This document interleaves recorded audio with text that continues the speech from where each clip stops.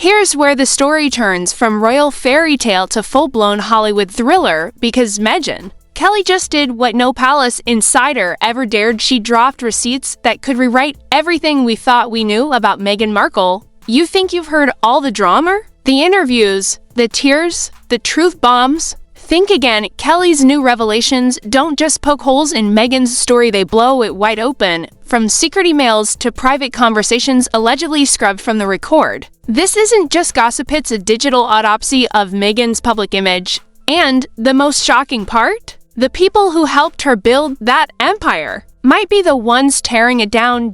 It started like any other Megyn Kelly segment, sharp, polished, unapologetically bold. But this time, there was something different in her tone. Something colder. She wasn't just commenting on Meghan Markle. She was exposing her. The cameras rolled, the lights hit her desk, and Megyn leaned forward with that familiar look of restrained amusement. Everyone loves a fairy tale, she said, her voice cutting through the silence. But what if the fairy tale was built on smoke, mirrors, and borrowed money? The clip went viral before she even finished the sentence. Because when Megyn Kelly speaks about Meghan Markle, it's never just another royal rant, it's a social autopsy. And this time, she came armed with details no one had dared to mention before. According to Kelly's sources close to Montecito, Meghan's image as the independent Duchess, self-made, self-funded, and socially woke, wasn't just exaggerated. It was manufactured. Every glossy magazine cover, every paparazzi accident, every viral interview had allegedly been curated like a Netflix script, designed to maintain the illusion that she had full control of her empire. But Megyn dropped the first bombshell. Meghan didn't control the empire. The empire controlled her. The audience gasped when Kelly read from what she described as an internal memo allegedly leaked from one of Meghan's former PR firms. The document outlined visibility agreements, contracts where select billionaires and brand partners invested in her public appearances in exchange for quiet influence. In simpler terms, Meghan's brand wasn't being built by her, it was being sponsored by powerful people who wanted access to royal energy without the royal rules. Kelly didn't stop there. She brought up names that had been whispered in circles for years: Hollywood producers, tech billionaires, even one luxury fashion CEO who, according to her, allegedly funded a series of private trips disguised as charitable visits. The revelation hit like a thunderclap. To the public, Meghan's private jet trips looked like glamorous humanitarian tours. But according to Megyn, they were actually high-stakes meetings with investment partners, people who allegedly kept her lifestyle afloat. When her Spotify and Netflix deals went cold, she sold a story of independence. Kelly said, pausing for effect. But behind that story were signatures, checks, and power deals that never saw daylight.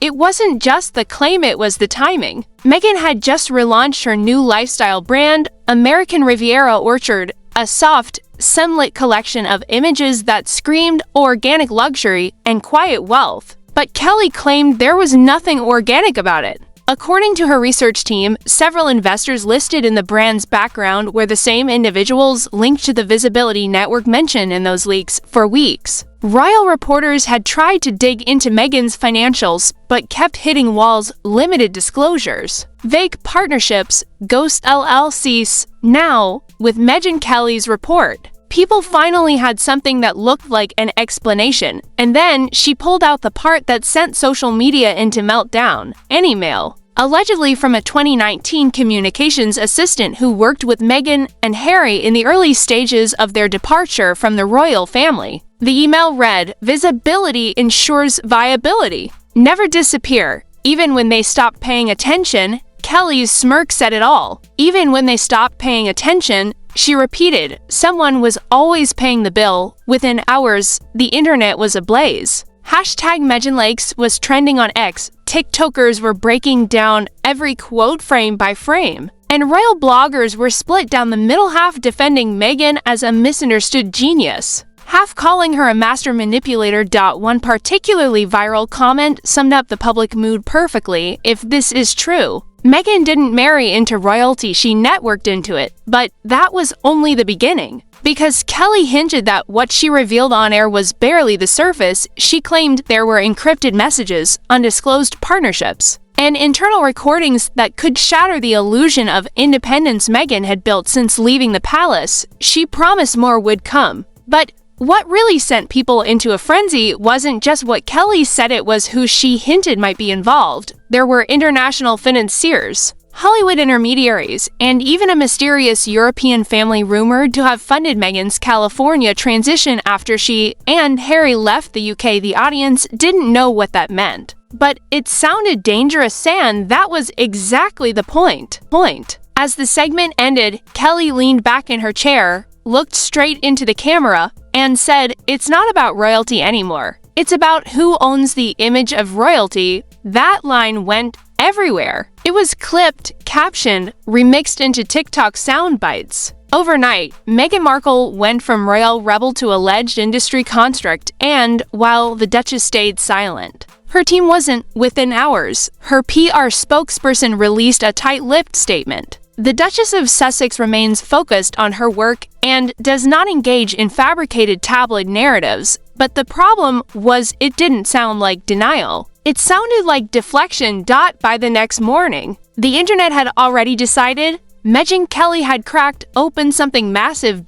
And the more people looked at Meghan's past deals, her sudden rebranding, and those mysterious benefactors quietly orbiting her social life, the more the puzzle started to look painfully complete, because in the world of image and illusion, one rule always applies: if you want to know who's in control, follow the money. Megyn Kelly's words were barely 12 hours old when the ripple turned into a tsunami. Every media outlet, from breakfast talk shows to gossip podcasts, was dissecting her every phrase. But Megyn?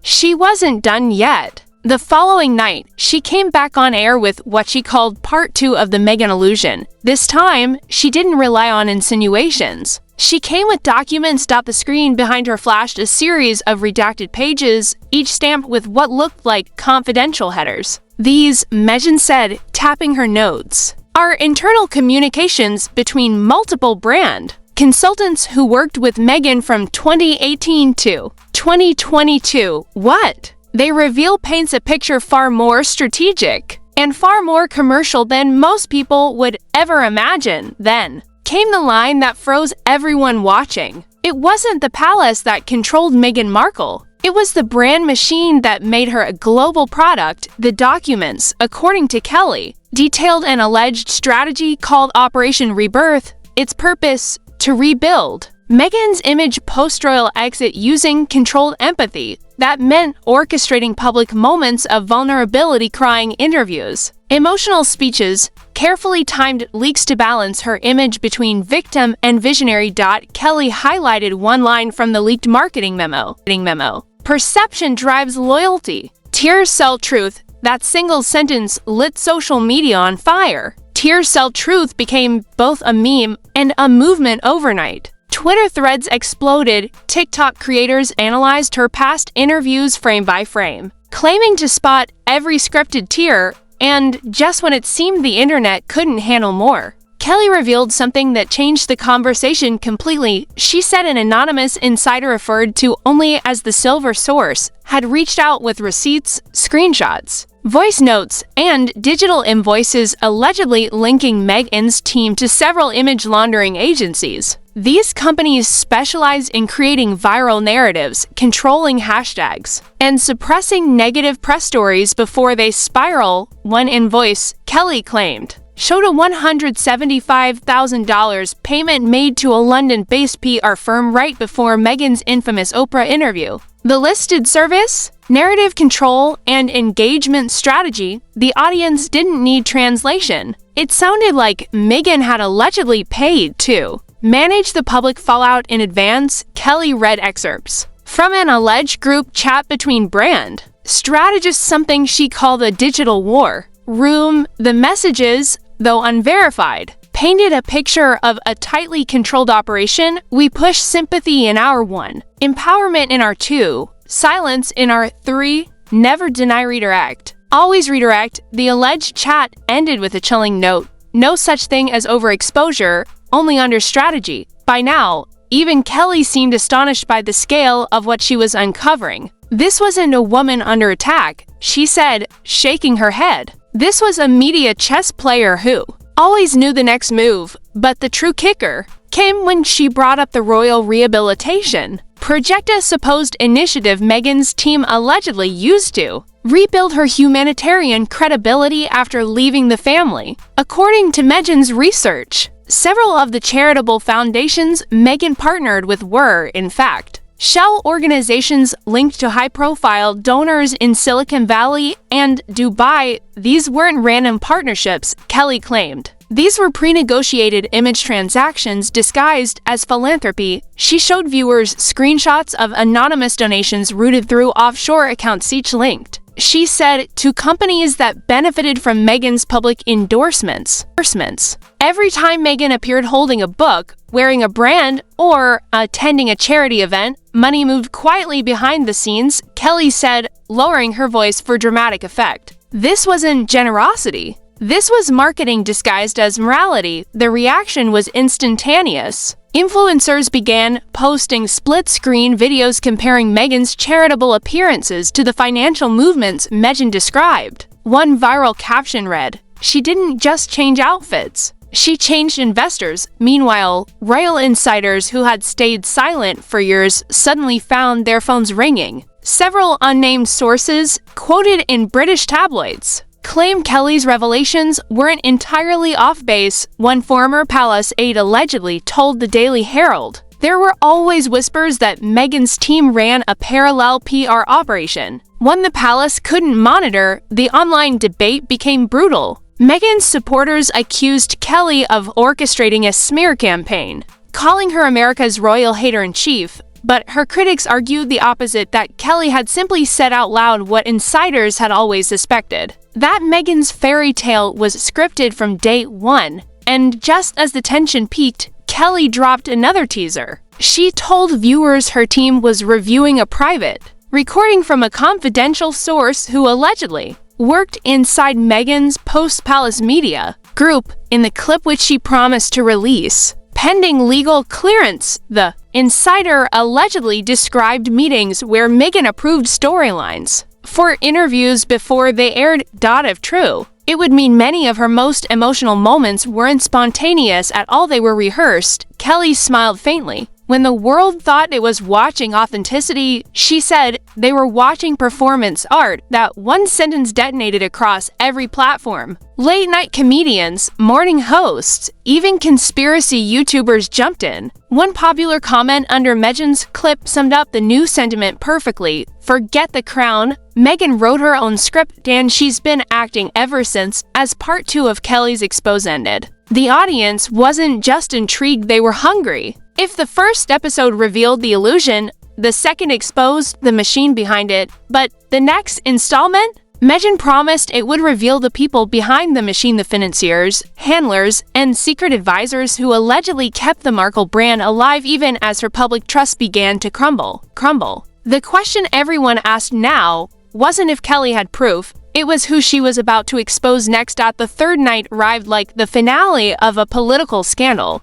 Networks across the world waited for Megyn Kelly to return. Hashtags trended before she even went live, and royal analysts were practically camping on YouTube streams. The air was electric. Everyone knew she had saved the most explosive chapter for last. As the studio lights dimmed, Megyn opened with a single sentence that froze her viewers. "Tonight," she said, "we follow the money on the screen behind." Her appeared a digital chart, arrows, company names, foundations, and offshore accounts. "Every transaction," she continued, "every dollar that flowed through Meghan Markle's post-royal ventures leads back to a single entity, a mysterious holding company registered in Luxembourg under the N. AIM Aerosol Limited." She paused for dramatic tension. And guess who was listed as a silent partner? The silence stretched for almost 10 seconds before she said it, a relative of one of the world's most powerful media moguls. That revelation hit the internet like a thunderbolt. Twitter imploded. Reddit threads went feral. Theories multiplied faster than journalists could deny them. Some claimed the mogul was a Hollywood billionaire. Others swore it was an old money European dynasty. But Kelly didn't name names. She didn't have to. The insinuation was enough to detonate the story globally. She then unveiled what she called the confidential ledger, a spreadsheet allegedly recovered from an anonymous whistleblower who worked in Meghan's finance circle. It supposedly tracked financial inflows connected to her ventures between 2020 and 2024. According to these documents, Kelly explained, millions were funneled into projects that never materialized, shell foundations, canceled partnerships, ghost charities. Each row was a breadcrumb in the story of how power was repackaged as kindness. Kelly described one particularly shocking entry, a $500,000 consultation payment made to a luxury branding firm right before Meghan's speech at a women's empowerment summit. That speech, Kelly said, wasn't a speech, it was a paid showcase. The claim went beyond gossip. It questioned the entire narrative of Meghan's advocacy work. Viewers flooded the comment sections with disbelief. Some felt betrayed. Others defended her fiercely. But most were glued to the unraveling web of glamour, power, and secrecy. Then, Kelly turned her focus to what she called the inner circle, a small network of advisors who allegedly shaped Meghan's image after she left the palace. One was a high-profile attorney with deep ties in Hollywood, another, a PR specialist, previously linked to crisis management for controversial billionaires, and the third, a former British official who reportedly acted as a back-channel between Meghan's team and several government-linked organizations abroad. These weren't random friends, Kelly said. These were architects of influence. She claimed one of them leaked confidential notes to her producers, including a voice memo labeled strategy call, image restoration, in the clip, which Kelly played on air with muffled audio. A voice resembling one of Meghan's alleged advisors could be heard saying, "The key is to stay untouchable. She's not a duchess anymore. She's a brand." It was the phrase that broke the internet. She's not a duchess anymore. She's a brand. Within minutes, major news outlets were scrambling to verify the leak. Meanwhile, the palace refused to comment. Royal insiders were said to be quietly furious that the monarchy's reputation was again being dragged into a global media storm. And then came the real twist. According to Kelly, a U.S. regulatory agency had expressed interest in reviewing some of the alleged financial activities tied to Meghan's ventures. She never named which agency, but the mere suggestion of government scrutiny sent tabloids into hysteria. It's not just a PR scandal anymore, Kelly said. It's becoming a legal question. That was the moment the story left entertainment pages and entered national news. Financial analysts speculated, lawyers debated, and Meghan's attorneys reportedly began evaluating defamation options. Yet Kelly stood firm, insisting her team had cross-verified every shred of evidence. The backlash was nuclear. Meghan's supporters launched the hashtag #StandWithMeghan, accusing Kelly of orchestrating a witch hunt. Others called for investigations into the media's obsession with tearing powerful women down. But the opposite side dug deeper, dissecting Kelly's claims line by line. Convinced this was the real Meghan finally being exposed, then, as if she hadn't already thrown enough fuel on the fire, Kelly ended the segment with one last revelation: a mysterious 2017 email, allegedly written months before Meghan's engagement to Prince Harry. The email, signed with initials that Kelly said closely matched Markle's, read, "Visibility is the new inheritance. If you can't be royal by birth, you become royal by strategy." The audience gasped. The quote became an instant cultural grenade, echoed on every talk show, every headline, every meme. Royal by strategy. It encapsulated the entire saga in, for words, a line so sharp it could have come from a political thriller. As Kelly leaned back in her chair, she closed her folder and looked straight into the camera. "If this email is real," she said softly, "then maybe the real story isn't about a woman destroyed by the media. Maybe it's about a woman who mastered it better than anyone else." And with that, the screen faded to black. Outside the studio, chaos erupted. News vans circled Kelly's office. Paparazzi staked out Montecito, hoping for a statement. The palace refused comment for the third time in a week. Inside sources whispered that Meghan's legal team was preparing a coordinated response, though none came that night. Meanwhile, the public couldn't look away. Some called Megyn Kelly a hero, others branded her a menace. But everyone agreed on one thing: she had changed the conversation for years. Meghan Markle had been seen as the woman who escaped royal constraint to live her truth. Now, thanks to one journalist's relentless investigation, the world began to wonder if that truth had always been a brand campaign wearing a crown, and, in the grand court of public opinion, perception was everything. The story may never be fully proven. The documents may never surface in court. But one thing was clear: the illusion of control Meghan once held had cracked. And the audience that once adored her was now questioning everything. Megyn Kelly signed off that night with a simple, chilling statement: every empire built on image eventually faces reality. And reality, she said, with a faint smile, never needs PR. The screen went dark, but the noise only grew louder. Because when the curtain drops on a royal act, the real show begins backstage. So now the question isn't what Megyn Kelly revealed, it's what happens next. Will Meghan fight back? Will the palace finally step in? Or will another wave of leaks finish what Kelly started? Because if this investigation taught us anything, it's that no brand, no title, and no crown can outshine the truth forever. What do you think? Is Meghan the mastermind, or just the mirror of a system built on illusion? Drop your thoughts in the comments, hit that like button if you want part 2, and make sure you subscribe, because here on Lumi Legacy, the spotlight never sleeps, and neither do the secrets.